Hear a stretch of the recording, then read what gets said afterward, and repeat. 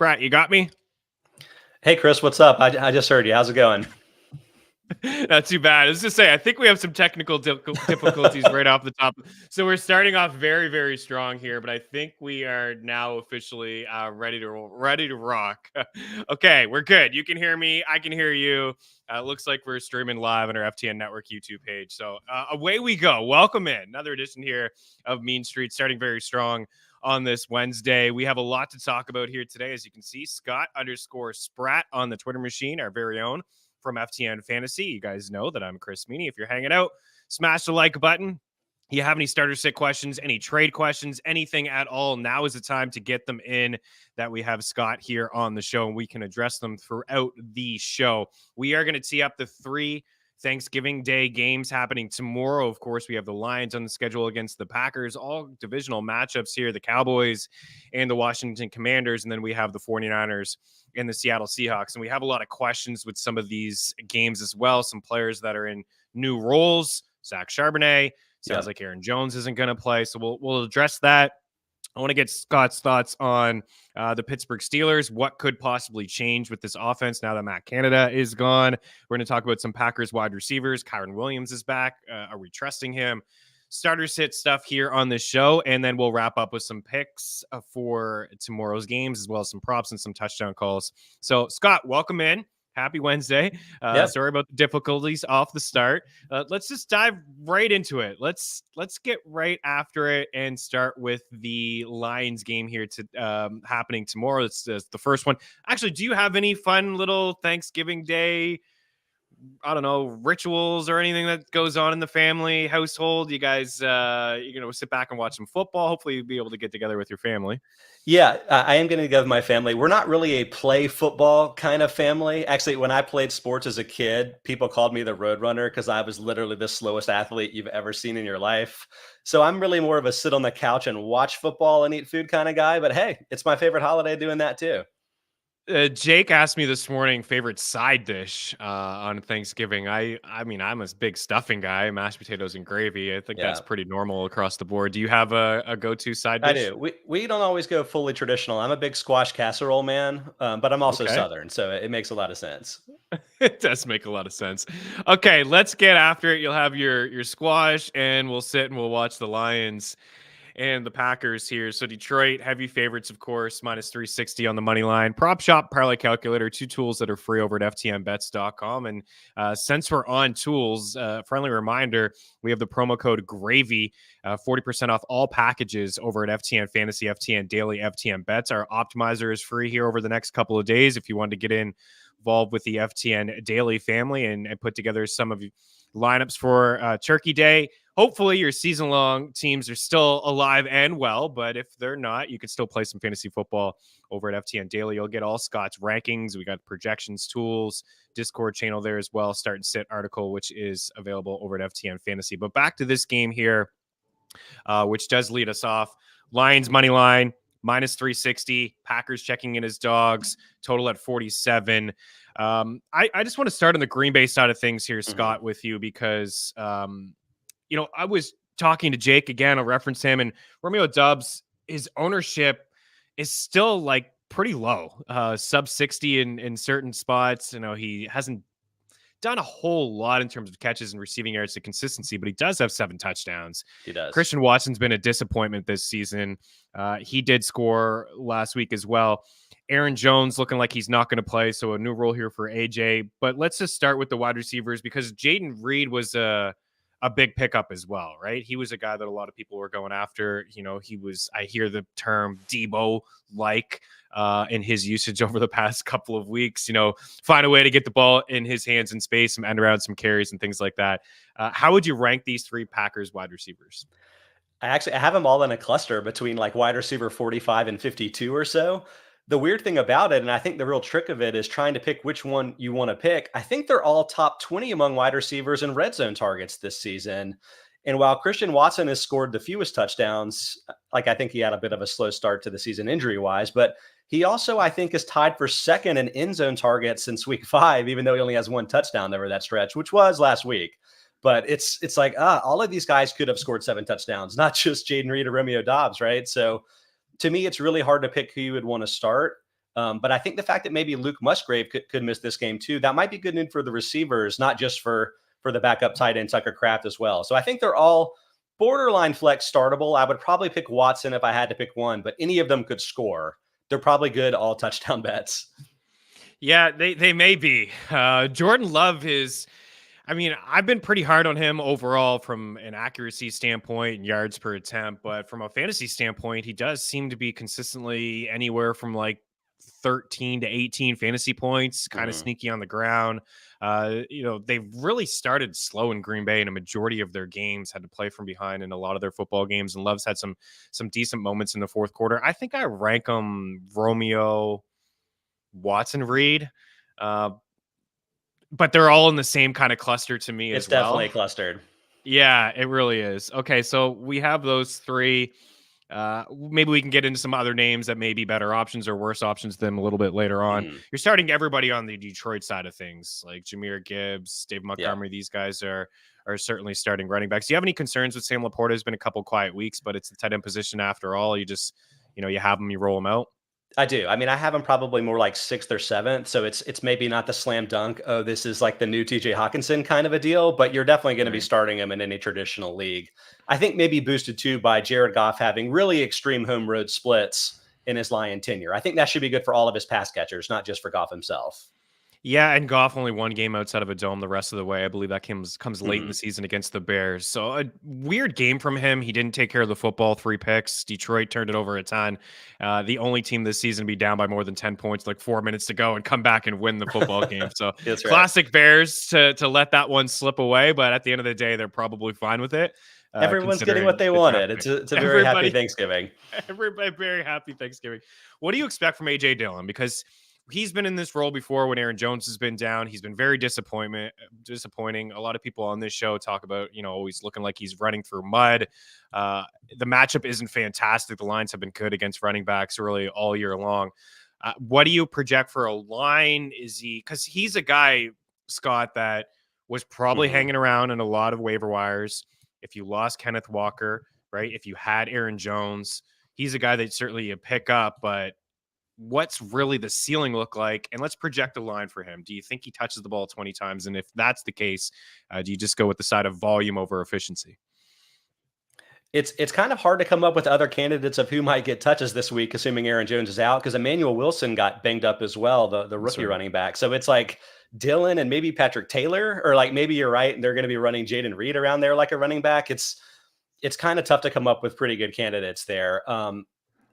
I've been somewhat bullish over time on Dillon because he's been a guy that's gotten a lot of red zone work and has been an unlucky touchdown scorer, at least over the last 2 seasons or so with the Packers. But it feels like their offensive line is really kind of on the downswing with some injuries and stuff. And I think for that type of running back, it makes it hard if you don't have the build up speed the way that Derrick Henry has enjoyed for the Titans over all those years. So, I think I'm bullish from a volume perspective, but this may live and die on whether he scores a touchdown this week. And I would be more likely to bet on the wide receivers on the Packers to score than necessarily on Dillon. Yeah, and I mean, even over the past couple weeks, nothing exciting, but like 10 fantasy points in week 7, 7.7. This is a half point setting. In the last couple of weeks, 8. I've been really surprised with the usage through the air. I mean, he only has 16 catches, but over the last couple of weeks, you see week 7, 2 for 34, week 8, 5 for 41, nothing really against the Rams, just a 1 grab on 3 yards. And then week 10, just the 1 for 11. And then last week, hauled in all 4 of his targets for 32 receiving yards as well. Not that I've watched a ton of Packers games, but I have seen a majority of their snaps, and I see him sometimes in third down situations in 2-minute drills. I'm like, wow. And maybe that was more so just on Aaron Jones not being fully healthy. Let's project a line. I'm going to give you the FTN fantasy projections. You tell me better or worse here. So we have him for 9.5 fantasy points and a half point setting. We have him for 14.6 rushing attempts, 54 rushing yards, 1.3 grabs on 9.3 receiving yards. Is he going to have a better day than that? Can he get you double-digit fantasy points? We'll say that. I think he can. This is good because I do my own weekly projections as well. I can compare all of these. I think the biggest of the overs here is that I have him for 2.5 catches this week. To me, that's something that with Aaron Jones being out, more of that work is just going to have to fall to Dillon, like whether or not that's his best skill set. So I think that's a way that maybe helps him out here, especially if you're in a half PPR or full PPR league. But in terms of rushing yardage, I'm right there. I have him with 15 carries, 55 rushing yards this week. Not super exciting. He's my number 23 back in half PPR, but I think the extra boost there for maybe the extra catch could be a benefit here. I like some of his props. I'm not diving into the rushing yard prop at 46.5, but clearly there seems to be an edge when we're looking at projections and what Vegas has for him. But the rushing attempts at 13.5 at minus 118 over at Bet Rivers, I think he gets 14 plus carries. Like, I think he's agreed. You just said it. There's a couple other dudes here that are hurt. The opportunities should be there for him, and his receiving yard props at 11.5. So this, maybe you take the rushing and the receiving at 59.5, right? If he's a little slow moving against the front that Detroit has, maybe he catches a couple passes out of the backfield a little bit later on. So, Definitely. I mean, according to our projections, we have him for roughly 65 total yards here. So a touch of an edge. I think the rushing attempts, the receiving yards, something that I like in this game. We talked about the Green Bay wide receivers. Nothing really to talk about on Detroit. Was it a fluke? Jameson Williams, are you stashing him? Are you ever going to feel comfortable starting him down the stretch, Jameson Williams? You're not, but you're going to feel good about using him in DFS because he's just like a classic boom gut bust guy. Like, he's a deep field threat. Amon-Ra St. Brown is the possession guy on this team. I mean, Laporta maybe as well. It's not the role that he's going to fill. He's not going to be a traditional wide receiver 2 for fantasy. How good are the Lions to you? Where would you rank them inside the NFC? Are they still below the Eagles and the Niners? They are below those two teams, I think, pretty definitively. To me, the major difference is really coming from the fact that they just don't always show up on the road the same way they do at home. I think they're very dangerous at home. I think they weirdly have a team that really fits playing at home in the Dome, with like a more explosive type of rusher and Jahmyr Gibbs, who's like dangerous in space, with Goff's traditional, major advantage at home, which I'm assuming is very much Dome related. I just think they play to their home situation extremely well. And that's why I wonder if in a playoff situation, can they travel to San Francisco or Philadelphia and win? I'm going to say probably not. Yeah, I would agree with that too. And we could see something like maybe Dallas going into Detroit and playing them, which would be a tough game, I think, for the Lions. But I think being at home would be key. And I do believe that they're still live to win the conference. If the Eagles lost last week to KC, I'm sure you wouldn't have been able to get 5-1 anymore. But the schedule is very... I don't want to say it's extremely easy, but it's a lot easier than Dallas is going to go through something here in a couple of weeks. They got some tougher opponents coming up. And then the Eagles, with the Bills this week and the Niners and then the Cowboys and the Seahawks, there's an opportunity maybe for Dallas to squeak in as the 1 seed, get that bye. But then they would have to play either Philly, Dallas, or San Fran, likely at home. And I'm not even sure there'd be favorites in that game. So we'll move on from it. But Detroit's always on the slate. I'm here for the traditions, and the Lions are playing pretty good football. Prediction on the score? I don't know. How about, Lions 27, Packers 21? All right. Lions 27, Packers 21. Slight cover there for Green Bay. Maybe it's a late touchdown to Christian Watson. Let's move over to Dallas and Washington, another team that's always on the Thanksgiving slate, a divisional matchup here inside the NFC East. Man, the Washington Commanders, just when you think they're playing decent football, they lose their second game to the New York Giants. How do you lose twice to the New York Football Giants in one season? Phenomenal. The way that they've played the Eagles this season, super tight, but this, according to Vegas, doesn't seem like it'll be a tight game. 11 spread here. Dallas, I mean, they're good, obviously. I just don't know how good, Scott, because they beat up on awful teams. They've yet to really beat anyone that great. Could have certainly make a case for them to win that game in Philly a couple weeks ago, but they got crushed by the Niners. They did have one loss that was surprising against Arizona earlier in the season, but the defense, consensus number 1 defense in fantasy this week. Sam Howell's been sacked quite a bit. Jahan Dotson's been a disappointment. Brian Robinson Jr. has been hot and cold, right? Good games, dud games, game scripted out of it, catching more passes this year out of the backfield. If you're a Brian Robinson Jr. owner, you probably don't like the matchup, but where are you at with him is like in your rankings? He's a low end RB2. Do you just play him because he's getting the touches? Like, where are you at with him? So I have a theory about Brian Robinson is that his name is his problem. He needs to be Tank Robinson. Like, we're throwing around tanks to guys that are like 170 pounds, like Tank Dell. Like, this is Fair. Tank Robinson. And if you're talking about Tank Robinson, he's a comfortable RB2 this week, even against the Cowboys. I have him, I think, 15th, right next to your guy, Bijan Robinson. Part of that is assuming that Antonio Gibson is out. He just got so many more opportunities in the receiving game last week, but his volume is outrageous. It's like what we're hoping happens with AJ Dillon this week has been happening for Robinson every week so far this season. So change your name, and I think you can change your attitude about Robinson. He's a really good fantasy option. I like it. And he's been great, really. When you look at the overall top 12, top 15 running backs, he's right there. He's been there for a big chunk of the season, despite some dud games. Maybe that's the landscape of the position and some guys, obviously suffering injuries and good running backs missing some time this season. But he's been right there. Any like Terry you're playing? Is it a dart throw Jahan Dotson? Is that more of a DFS play for you? It is. I would say the big thing for me with the Commanders and the receivers is that Sam Howell has 442 pass attempts this year. That's 60 more than the second place quarterback, Josh Allen. It's all about the volume. Like, I think Howell may be a top 5 quarterback in fantasy this season, not because he's amazing, although he is a North Carolina alum like myself. So you got to love that. But this is just a team that falls into a lot of holes and needs to pass to catch up. These pass-friendly game scripts are really good for fantasy, and that can be really good for Terry McLaurin. It can be really good for Jahan Dotson, despite his blanking a couple weeks ago. Logan Thomas, kind of a sneaky tight end. I have him 14th this week. He's got a very middle-of-the-road type of target share, but when you throw the ball 442 times, guess what? You're a tight end one. So I think all of these guys are a lot more usable than you would expect, given that the Cowboys are such a strong defense, top 5 overall and in pass defense DVOA. But I think the Commanders guys in fantasy are better than in reality this week. Would you start Logan Thomas over Isaiah Likely with Mark Andrews out? Oh, yes, for sure. I'm honestly, with the transitions that the Ravens have made on offense to, I think, rely a lot more on their wide receivers than on heavy packages and tight ends. I don't know. Do you think Likely's going to catch 5 balls this week? I don't. No, I don't. I actually think he's a trap. I had number 1 claim, and I could use a tight end in one of my leagues, and I didn't use it. And I got chirped about it this morning on in one league, and I'm like, you know what?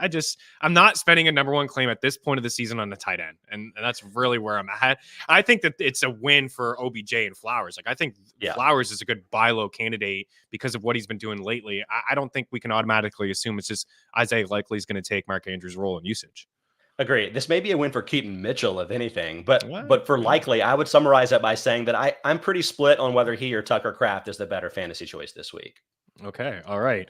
On the Dallas side of things, Tony Pollard finally found the end zone for the first time since week 1 last week. He's had some really good matchups. He's been pretty disappointing for really the draft cost. He hasn't lived up to the expectations, that's for sure. He's only got a couple games with like 20 carries, and CeeDee Lamb's been balling out. He's good to go. Brendan Cooks has had some moments here and there. Jake Ferguson's the guy that I really like for this week, 3.5 catch prop. We've been talking a lot about him. CeeDee Lamb's kind of around the 89. He's been, a 100-yard wide receiver almost consistently over the past several weeks. Is there really anything to talk about on the Dallas side of things? Is the Cooks usage a fluke? Can you trust anyone outside of Ferguson and CeeDee? Because you've been able to throw on Washington all year, and Dak's playing really good football at the moment. Yeah. I'm bullish on Dak this week. Another guy like Jared Goff that has extreme home road splits. And in fact, even while Prescott has been the number 1 fantasy quarterback since week 8, it's been very split with 8 touchdowns at home and just 5 on the road. So feel good about Prescott in that home spot. Trust is a very interesting word because I guess you can't trust Tony Pollard, obviously. But the guy does have 39 red zone carries this year. That's second behind Christian McCaffrey. He's got 13 carries inside the 5-yard line. That's second. That's tied with Gus Edwards, who scores like 5 touchdowns a week. It's just like, I get that he's not the biggest guy. And I was honestly worried that Pollard wouldn't see this many red zone touches when the year started. But I have to believe that he's going to score a lot more in the second half of the season. He's by far the number 1 expected touchdown shortfall back this year. Just been incredibly unlucky with where he's seen his touches. I was going to bring that up with you because I know you dive into a lot of the lucky and unluckiness. And I would assume that Gus is near the top of the lucky portion of the chart, maybe, and that Pollard would be. Any other guys off the top of your head that have been super lucky or unlucky? Yeah, unlucky Alexander Madison, another guy top 10 in red zone touches. And I think now that he doesn't have as much competition on his team, he's going to score more in the second half. Chris Godwin among wide receivers. He's got, I think, more red zone targets than Mike Evans this season and has 1 touchdown. One Like touchdown. Godwin is definitely going to score more in the second half.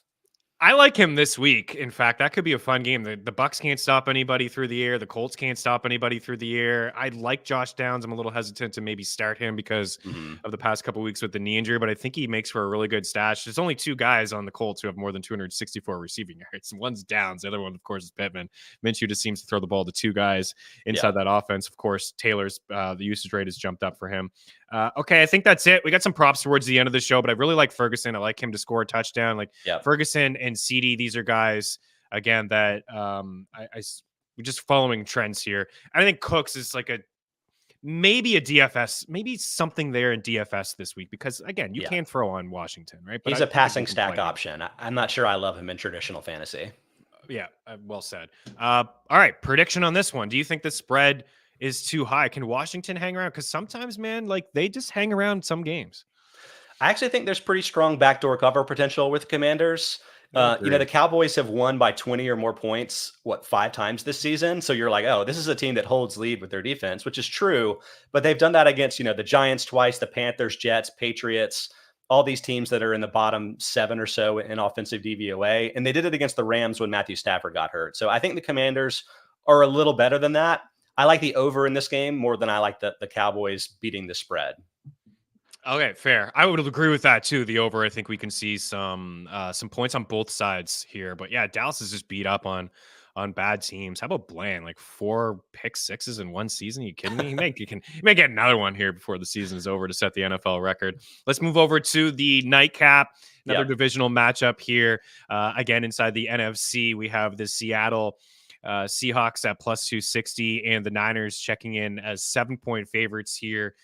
Brock Purdy, man. Brock Purdy was one of my favorite targets at the beginning of the season, especially in best ball formats, super flex leagues. Just felt like, his quarterback 22, 23, 24 on average, that he was an absolute steal given the play calling and the playmakers around him. He certainly went through something between week 6 and week 8 with the 3 losses in the row. He had 5 picks and 3 passing touchdowns over that span. I don't know if it's as simple as, hey, Debo was not around. When Debo is there, this offense flows better. It may just be actually that simple because the last 2 weeks, we've seen 6 total touchdowns from Brock, 296 passing yards against the Jags and 333 last week. And then here against Seattle, a team that's given up some big plays through the air.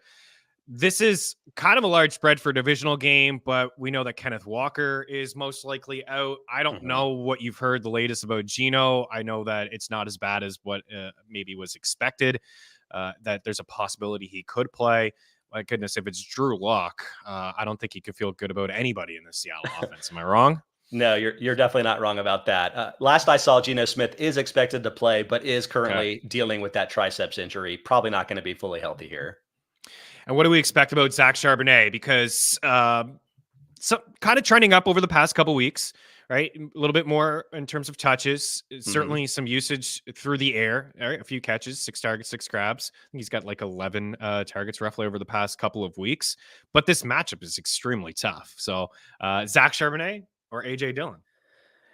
That one is close. I actually do have Charbonnet as the winner here. To me, it's the receiving that makes the big difference. And you were teasing it right there. So for the first 5 games of the season, Charbonnet was between 24 and 26% of snaps, 4 of those 5 games. But he's been up over 55% for 4 games in a row. It wasn't just the Kenneth Walker injury. Charbonnet was really playing that receiving back role that I guess maybe DJ Dallas played a little bit back in the day for the team. But like that's Charbonnet's work now. And now suddenly 85% of snaps last week after Walker went down. Like, I think it's going to be like an every snap kind of a situation, like maybe a bigger Devin Singletary type of deal for this offense, which I think is really good because you need the receiving work to insulate you from what looks like a very difficult matchup on paper. If the Seahawks fall behind by like 2 touchdowns early, then they're not going to be able to run the ball. But I think Charbonnet could maybe end up getting 3, 4, or 5 receptions if that ends up being the case. I think that protects you such that Charbonnet is going to be a running back 2 this week, even in the tough matchup.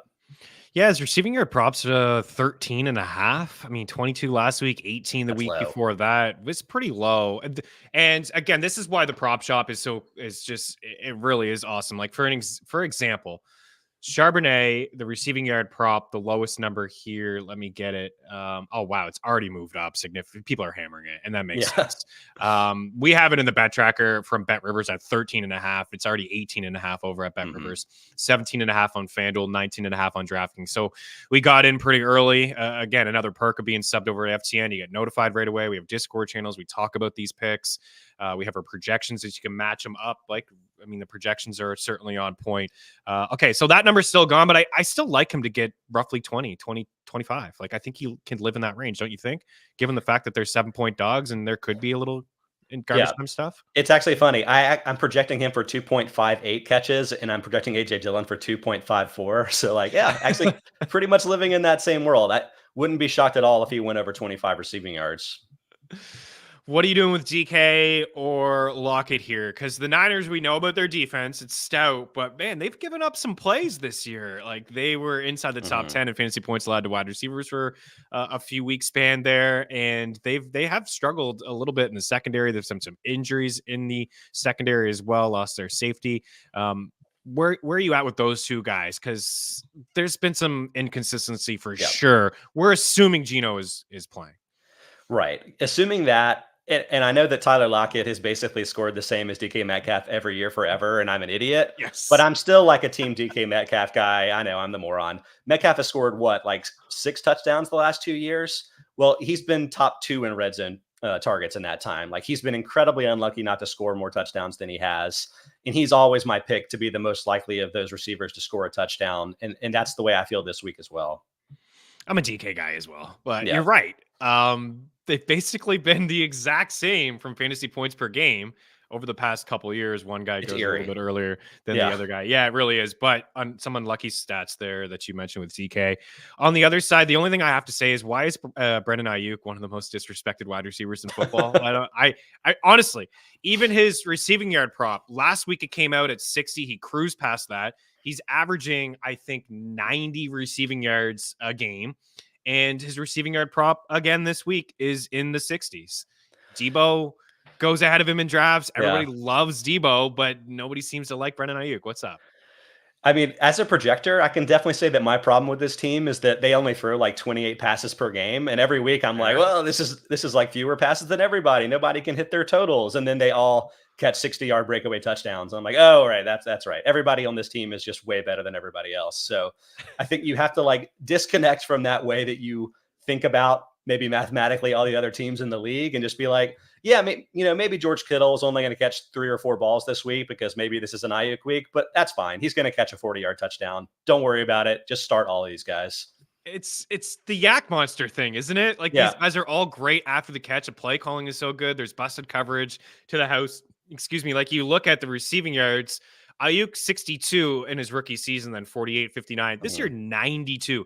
19.3 yards per catch for his career. It's 14, and it's bumped up because of that 19. It had never been over 14 in the first 3 years. So I guess there's the rhyme and reason behind it is really Shanahan and the play calling, and you got to worry about CMC. It leaves single coverage on these guys. One of these guys are always open. There's a critical mass of like positionless football on this roster that it's just like, can you imagine being a defensive coordinator and being like, oh wait, okay, McCaffrey's lined up out wide, Juszczyk is playing tight end on this play, and Debo's in the backfield, and like, I'm a linebacker. What do I do? I don't know. I don't know. Yeah, good luck. Are the Niners still the best team in the NFC? Because I know the Eagles are getting a lot of attention, but I still think that the team to beat in the NFC is the Niners. I think the Niners are the best team, but I mean they're a clear 2 in the class of their own. I think much more so than the Lions, despite their success this season. Maybe it's a 1A, 1B with Philadelphia and San Fran. We'll get a look at those 2 teams next week at the link, which should be a fun game. Okay, prediction. We got to do prediction again for this one. What do you got? I think that San Fran wins by double digits. That's where I'm at in this game. Yeah, I completely agree. Like, I'd be shocked if they didn't get to 30, and like, this could be like a 30 to 12 kind of a deal. Yeah, I think this one's going to be a blow. The Niners are looking real good at the moment. Okay, we'll get to some start and sits here, and then we'll get you out of here. We're going a little bit longer than I told you, but appreciate you. Let's talk about the Steelers for a second in their offense. Matt Canada gone. All games this year, outgained. It's unbelievable to be outgained in every single game, but yet still be over 500 and in the playoff picture here. The Pittsburgh Steelers, and they've never had 400 yards of offense under Matt Canada. He's been outgained basically in like 80% of the games that he has been the OC with Pittsburgh. So he's gone. I know that you're not a huge hockey guy, but we've had some jokes on this show at a Pittsburgh Penguins game. I think the first week of the season, they all broke into fire Matt Canada chants. So this has been a thing that's been happening in Pittsburgh and Pennsylvania for quite some time. So they got their wish. What changes here, if anything, with the Steelers offense now that Canada is gone? Yeah, I mean, I think you're probably looking at two potentials here. Running back and wide receiver, Jaylen Warren maybe getting more work than he's gotten previously. There was buzz last week that Jaylen Warren was going to be the number one running back, but lo and behold, it was the exact same 55 to 45% snap share split that it's always been. Now, this whole season, I've kind of not been team Jaylen Warren. Like, I think Najee is bigger and stronger and maybe faster. Like, I know there's a reputation that Najee is like the least breakaway type of running back in the NFL. But to me, the problem for Najee has been that 34% of his early down carries has been hit in the backfield. That's the highest rate among regular running backs.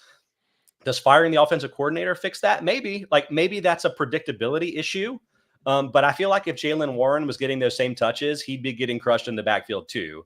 Like, Warren has gotten easier difficulty carries, and that's contributed to his success. That being said, Warren is also top 7 in target rate. If he's suddenly the number one running back, then he's going to be really good in fantasy. Like, the joke is that he's like the Gen Z Austin Eckler, right? I think that's an Ian Hartitz thing. But yeah, he could be if he were the number one guy. And it's worth the bet because we don't know what's going to change. He's definitely been the better producer of those two running backs this season, even though I think circumstances have dictated that to a certain extent. Yeah, I couldn't agree more on the Najee stuff that you mentioned earlier. I still view him as the goal line back in this offense, though, should they get there. Yeah, I think he needs to get traded. I just don't think it hasn't worked for him. He needs a fresh start. Yeah. To me, wide receiver may be more interesting, though, because George Pickens, who is like top 5 talent at the position, right? He was averaging about 90 receiving yards per game when Deontay Johnson was out and is averaging 40 with Deontay Johnson healthy this season. It's just like, it's a joke. And I get that, like, Kenny Pickett is probably a problem here. They're just not a very good offensive team, and that contributes. But they need to get their priorities fixed. Pickens is the most talented wide receiver. They need to go downfield, even if he's not quote unquote open. And I'm hoping that can be a thing that the new offensive coordinator, to me, that's an easier thing for the offensive coordinator to do. Like, okay, Pickett, throw the ball to Pickens, even if you don't think he's open. That's a priority. Whereas from the running attack, it's like, you're going to have to run the ball in 1st and 10 sometimes, right? And with your offensive line, it may not always go well, no matter which back. But I think he can force feed Pickens more, and I'm hoping that happens. I couldn't agree more on the Pickens thing. And I know it's been a big topic in sports radio in Pittsburgh for a few weeks now. The frustration that Pickens has and the frustration with the fan base and the team has not getting him the ball. Like, it's just, he doesn't get enough volume. And I don't know how much this changes because it still is Pickett under center. So the personnel is still the same, but I'd like to see them throw the ball a little bit more. Like, they're too predictable on offense. Throw the ball in the middle of the field. It's just like kind of outside throws. So I don't know if he's a buy low candidate. Like, I have him in a couple of my teams and I haven't really been starting him. And there's a couple matchups that are okay coming up where maybe I'll roll him out. So it's kind of a wait and see type deal. But would you buy or sell on Warren? Because I think a lot of people are feeling like, okay, here it is now. It's Warren time. But I just think it's probably still going to be 55-45. I just think we're going to continue to see what we've seen. Yeah, I either lean that way or lean, okay, Warren is going to get all these extra catches or runs, and they're going to go for like -1 yard, right? Because they're going to be on early down where they're not getting well blocked. So I would say, relative to what I perceive his market value to be, I guess he's a sell. But also, are you going to be able to buy another running back too for the rest of the season? Because he could be that. And if he's that, you may not be able to find another option. So it's a sell if the circumstances are right, but don't give him away. Like, he's still more valuable than Najee Harris, even if it's a split. I'm going to throw a couple names at you. We'll rapid fire through rest of the season. Jaylen Warren or Rachaad White? Oh, definitely Rashad White. That's another I'm with big expected touchdown shortfall guy. Like he's a top 10 running back in my mind. I agree. Okay, I know that this is crazy again, but people really like Jalen Warren. Mhm. Jalen Warren or Derrick Henry? I knew you were going to go here.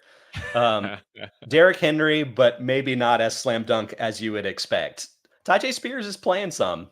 He is. He is. A couple matchups against the Texans in the playoffs. We know that Henry's ate them up, but also Texans have been much better this year. D'Amico Ryans has You been need a playing lead. pretty good You need to football. be able to build a lead for Henry to have 200 yards and 2 touchdowns, and they don't have Fair. too many of Yeah, those. we're not seeing the 20, 30 carry games from Henry this year like we've seen in the past. Okay, one final one will tie into what to expect this week. Kyren Williams or Jalen Warren the rest of the way with Daryl Henderson now released. I think it's Kyren Williams. Before he went on IR, he was like 90% plus of snaps, 90% plus of their running back touches. I'm curious if maybe Royce Freeman will get a little bit more involved now too. He's been very efficient as a runner, but Freeman has like what, one target this year? Like he is Yeah. totally uninvolved in the passing game. And now that Henderson is gone, it's like I guess Kyren Williams is getting every single one of those the rest of the way. I think to me, Williams may have as much work as Jalen Warren the rest of the season as a receiver. And I think he's a much more trustworthy early down option based on what we've seen with current workloads. Are you playing him this week with confidence? Like, is he right back into the RB2 Yeah. status upside to be a top 12 running back for you? Yeah. I have him 18th at running back this week. I'm Okay. playing him. Right on. All right, we'll get you out of here in this. We can do some quick rapid fire stuff, some start and sits. I want people to check out the article. It's detailed. It's fantastic. You go really, really deep at every position. So you take care of all the people from 8 teams to 14 teams, 16 teams out there. Mhm. Quarterbacks, you got a start and a sit, maybe somebody you like a little bit more, or maybe a little bit less than the consensus this week. Yeah, let's see.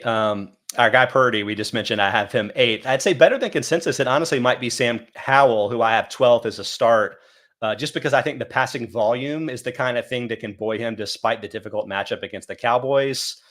At sit, maybe I should ask you this. I still have Trevor Lawrence 18th among quarterbacks this week, which, like, by talent, you assume is a lot worse. But 1 4 touchdown game doesn't mean that his averages are really good this season. So, like, what do I you think know. about Lawrence?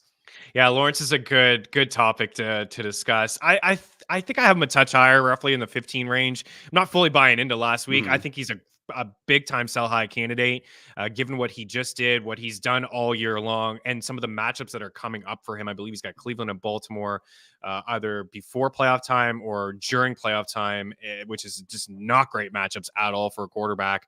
But I don't mind him this week. Like maybe we can ride this thing out one more week. Historically, he has struggled against the Texans, and Houston did beat them up earlier in the season. So I don't think it's a slam dunk. Like guys like Howell with the pass attempts, yes. Certainly Hmm. Brock Purdy, yes. We got Dak as top 5, this week as well. So I think maybe one more week he can get by with T-Law, but I also think he's a sell high candidate. Let's move over to running backs. I know we've talked a lot about some of the big names like that have been trendy this week, but is there anybody else you like Yeah. maybe more? I think I teased this earlier, but I do like Alexander Madison as a start. I have him 32nd among running backs. I Okay. think we were like, hey, maybe Ty Chandler is getting a little bit more involved. Well, actually, no. Madison played 65% versus 31% of snaps last week. Madison's expected touchdown shortfall is over 7. He ought to have 10 touchdowns this season as many times as he's getting the ball in the red zone. And maybe Joshua Dobbs is going to change that because he can run too, but I would be shocked if Madison didn't score 3 times the rest of the season. Ramen in the house. Yes, we do answer questions from the chat, so leave them there, and we can get to some of these as well. Before we get out of here, we'll continue on with running backs. You know what I saw? Ty Chandler come in, was looking good in that game, and I know Madison's put the ball on the ground quite a bit, which hasn't helped him, and I'm sure that was part of why they wanted to Yeah. try to acquire Cam Akers. Um, is pass protection. Like Chandler came in that game after that fumble, and right away he struggled and there was a pick on that play, and the defender just ran him over, hit Dobbs on the arm, and there was a turnover the other way. So that's why I think even with the fumble issues, Madison's a guy that's going to continue to get some snaps there. Did you have a sit at running back? Do you got one? I mean, I don't know how sexy. I am saying that Chuba Hubbard is a sit, even though he is That's like fair an though. actual starting running back in the league. But maybe tough Titans matchup and just the Panthers, man. They're constantly trailing. They're not generating enough opportunities for their running backs to carry the ball. By the way, you nailed Adam Thielen. I remember we did a Panthers preview and we talked about Mingo or Thielen, and you told me Thielen, Mhm. and I have you to thank because Thielen was free on draft day, and he has been rock solid all year long. Okay, let's go over to wide receivers. Let's get out of here on wide receivers. So give me one to start and one to sit. Okay. All right. Let's see. Demario Douglas, Patriots wide receiver. Have you noticed his snap share trends? Starting back at week 2, healthy weeks, 8%, 24%, 33%, 62%, and now 70% plus the last 3 healthy games. Like, he is for sure the Patriots number 1 wide receiver now. Pretty good for like a rookie, maybe undrafted. Was he undrafted or was he like a day 3 guy? I But think he was regardless, I undrafted. think Yeah. he's a pretty good option here against the Giants. I have him 35th. That's ahead of some pretty notable guys like Jerry Jeudy and George Pickens this week. Yeah, a lot of volume for him. Hard to ignore. I don't know who the starting quarterback is in New England. Mac Jones has been taking the first team reps all week. I did see a clip on NFL Live yesterday. Bill Belichick said that he told his team to be ready 18 times in the press conference. 18 times. That means he had 18 questions basically about who the starting quarterback was going to be. And he said that he told his guys to be ready. So I think they're going to be ready. I don't know who the heck it's going to be. And I wouldn't be shocked if Mac Jones was starting and then pulled again in the fourth quarter. Okay, a wide receiver that you don't like this week. So I've got Marquise Brown down at 44th this week. Have you noticed that he had a 28% target share the first 9 weeks and it's down to 15% the last 2 weeks with Kyler Murray at quarterback? Like, I don't know. Is Strange. that a coincidence? Like, I'm wondering if it might be that Murray, by virtue of actually being a talented quarterback, he can actually kind of distribute the ball a little bit more than some of his predecessors. Sorry, I didn't mean that to be a Josh Dobbs shot, but it kind of was. But like, maybe Marquise Brown isn't quite the like volume number 1 receiver that we thought he might be.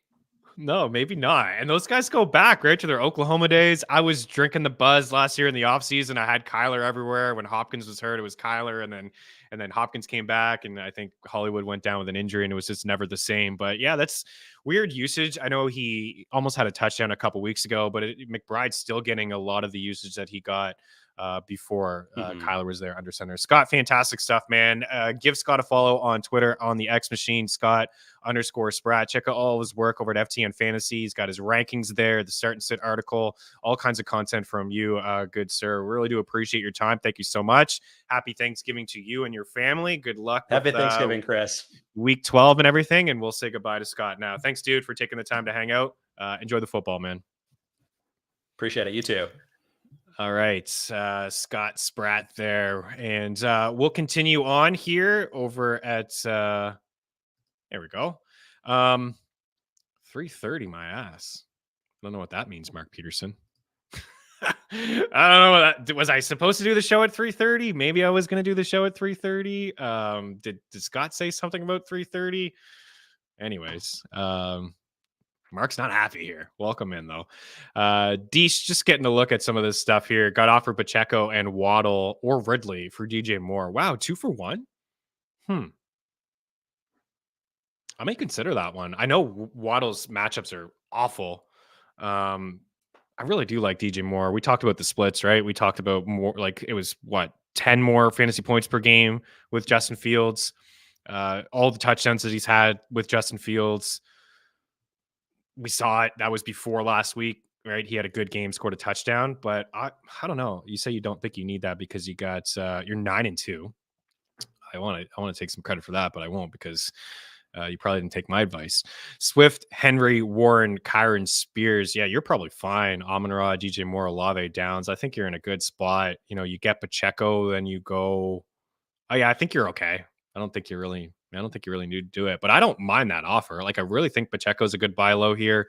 I know he's had a couple, like he looked good against the Eagles, but he was living in the single fantasy point range over the last 3 weeks.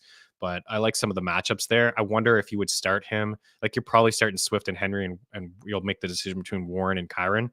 But I do believe I like Pacheco more than Kyren and Warren. But I may be alone on that one.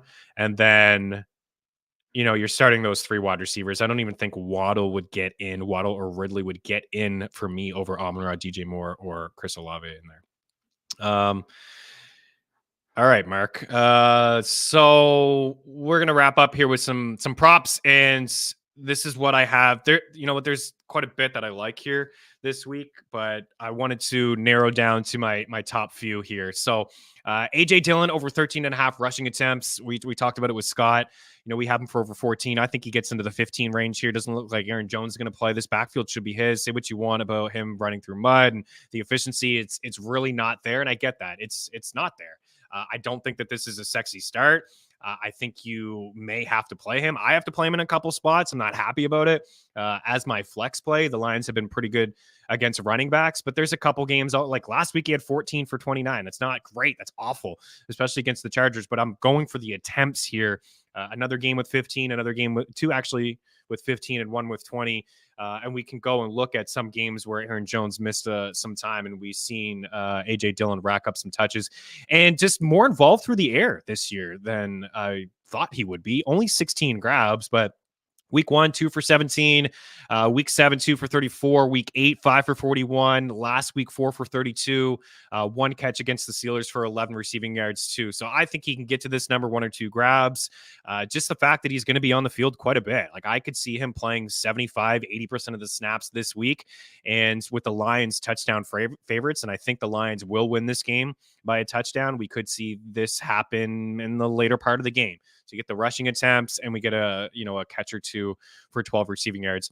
Dave Montgomery up here against the Packers. This is a fantastic matchup, and we saw some Gibbs, maybe more Gibbs, certainly more Gibbs last week with Montgomery active than earlier in the season, especially when Montgomery missed time and came back. It was really just all Montgomery, and I do have Gibbs ranked ahead of Montgomery this week, but I think they're both going to eat. I also like the receiving yard prop for Jahmyr Gibbs, but 5th most rushing yards allowed to running backs, yards per carry inside the top 10 as well.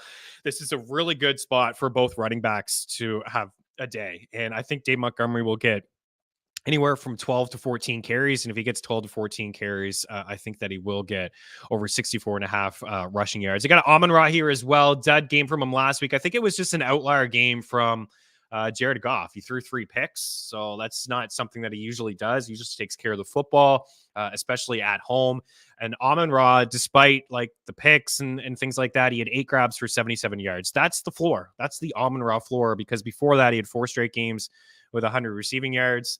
And I'm just leaving the board up. Yeah, George, I don't know. I see you like making some things. But wrap it up. Get going here. Get going. We're at the 45-minute mark. You're starting to slow down. Wrap it up. Amon-Ra, he's got 6 100-yard games so far this season. And you know what? You can toss. You can toss on the Packers. Yeah, we answered your question. Did you just put that up, or is that me trying to put it up 5 minutes ago and it just came up? Yeah, we answer questions in the chat, but nobody's here to answer them. Mark Peterson thought maybe we were starting at 3:30. Brandon Ayuk, talked about him as well with Scott.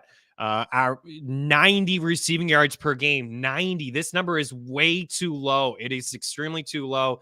I don't know if he can keep up with the 19 yards per catch, but this is a spot where I think that, top 10 in terms of yards allowed overall, the Seahawks. No Kenneth Walker, not 100% Geno Smith. I think the Niners roll. I think Brock Purdy has 2 passing touchdowns. He's nearly even money for 2 passing touchdowns. So I like Ayuk here. It's just disrespect with this number. We have him for 90 receiving yards in our projections, by the way. CeeDee Lamb at over 89.5. Don't need to spend too much time on this. He's just the best player going this weekend. Maybe make the case for Amon-Ra, but CeeDee Lamb's been really, really good. And Washington has been awful against the pass and awful against wide receivers. I mean, some of CeeDee Lamb's games this season, he's already got 1,000 yards, $143, $117. The last couple weeks, 158, 191, and 151 before last week's dud game against the Panthers, which it was out of hand. And they've been pretty good against wide receivers, but he also has touchdowns in back-to-back games. And then Zach Charbonnet, over 13 and a half. That's gone. We talked about it. It's gone. And now it's 18 and a half. I still like the 18 and a half. I think he gets around 25 receiving yards. And then on the way out, a couple touchdowns here. Don't have the odds. Use the prop shop to get the best possible number. It's a tight end day for me. Sam Laporta, Jake Ferguson, and George Kittle. When everybody's rolling in San Fran, and I mean everybody is there, like Ayuk, Kittle, and Debo. All of these guys seem to eat. I think they could all score touchdowns. I think San Fran has their way with Seattle here. But Kittle's a guy that's been, I know the fantasy community wants to, they're hard on him, but I find Purdy looks at him a lot, especially inside the red zone. Back-to-back games of the touchdown. I don't think it's a coincidence that those games have come with Deebo Samuel there. When Deebo was playing week 5, Kittle had the 3 touchdowns. And then last year, if you look at the last few games with Brock Purdy, Kittle was a touchdown per game type of guy. Ferguson's still among the leaders in red zone targets, getting a lot of looks from Dak Prescott. I like the over 3.5 catches from him, but I like him to score a touchdown. We're rolling with CD. Washington gives up a lot, guys. They've allowed 24 passing touchdowns, which is the most in the NFL, 2 more than the Chicago Bears. And if you just look at them overall, they're among the leaders in every single category. They allow the most fantasy points to quarterbacks, the 3rd most to wide receivers. They're top 10 in yards per carry. They're top 10 in yards per attempt. They've allowed the most points overall per game. So I think Dallas will score a couple touchdowns here. Pollard probably finds the end zone again this week. Romeo Dubs, because it's what he does. He scores touchdowns, 7 on the season. Montgomery is a goal line touch in there. And then Sam Laporta, who's been quiet, but he did find a way to have a 2-point convo converted last week. And then we got Jahan Dotson as a dart throw because he does score touchdowns as well. I would go with Kincaid here this week. The Eagles are one of the worst defenses in football. I think they're 31st in DVOA against the tight end position. They did a good job against Travis Kelce, but this week the focus, I believe, will be on Stephon Diggs, and they do struggle in the middle of the field. So I will lean with Kincaid over Laporta there. All right, we're out of here. Thank you guys for taking the time to hang out. I want to say happy Thanksgiving to everybody. Hopefully have a great Thursday with your family. Appreciate all the support from you guys. Enjoy the football. Again, promo code GRAVY. I see some people jumping in here. We just rolled through all 3 games of Scott Spratt. We had some starts and some sits, some touchdown props, and some props overall on the games. My predictions, I say Detroit. I like all of these teams to cover besides I like Washington, kind of a backdoor. San Fran would be my favorite. I think that they win by 10 points. I think Detroit wins by 10 points. And I just think we'll see the over between Washington and Dallas, but maybe a backdoor cover in there as well. But promo code GRAVY, 40% off all packages over at FTN Bets, FTN Daily, and FTNFantasy.com. Happy Thanksgiving to you guys. Good luck with all your picks. And we'll be back on Friday, actually, to tee up the Black Friday game between the Dolphins and the Jets. And we'll have some more props and start and sit stuff for you guys as well. So until then, we will chat to you on Friday. Cheers.